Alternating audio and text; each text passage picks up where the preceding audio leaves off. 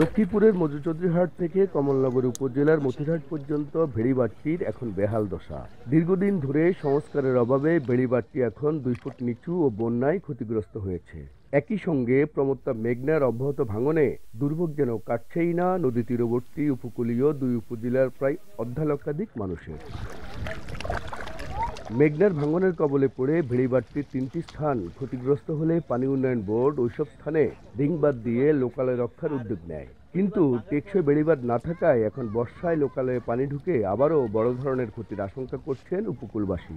তাদের অভিযোগ, প্রতি বছর বর্ষা মৌসুমে বেড়িবাঁধ ভেঙে জোয়ারের পানি ঢুকে বসতবাড়ি ডুবে যায়। আসবাবপত্র ও গৃহপালিত পশু পাখি নিয়ে বিপাকে পড়েন তারা। তাই বড় ধরনের ক্ষতি থেকে বাঁচতে দ্রুত বেড়িবাঁধ সংস্কারের দাবি তাদের। অনেকদিন পর্যন্ত মাটি এবং পালায় নেই, ঠিক আছে নি, এই কারণে আমাদের এই ভেড়িটা অনেক নিচু হয়ে গেছে। দুল্লাকালে আইলে বান্ধে যা, বর্ষা এলে আবার পানি ঢুকে, এদিক দিয়ে বান্ধে ওদিক দিয়ে পানি ঢুকে। এই কাজ না করাতে আমাদের এই ভিতরের যত ফসলাদি গরিবদের যত মনে করেন ঘর বাড়ি, এদের ফসলাদি প্রত্যেক বছর নষ্ট হয়ে যাইতেছে। টেকসই বেড়িবাঁধ না হওয়ার কারণে এবং এটা ভেঙে যাওয়ার কারণে আমাদের ফসলের প্রচুর পরিমাণ ক্ষতি হয়। এই বিষয়টা জেলা প্রশাসকের কাছে জানাইছি এবং পানি উন্নয়ন বোর্ডের কাছে জানাইছি।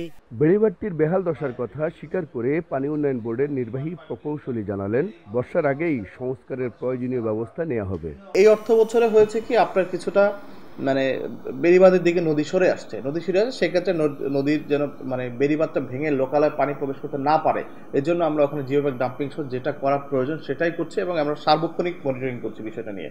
মজুচৌধুরীহাট থেকে কমলনগরের মতিরহাট পর্যন্ত ভেড়িবাঁধটির দৈর্ঘ্য 2.8 কিলোমিটার। মাঝারুল আনোয়ার টিপু, সময় সংবাদ, লক্ষ্মীপুর।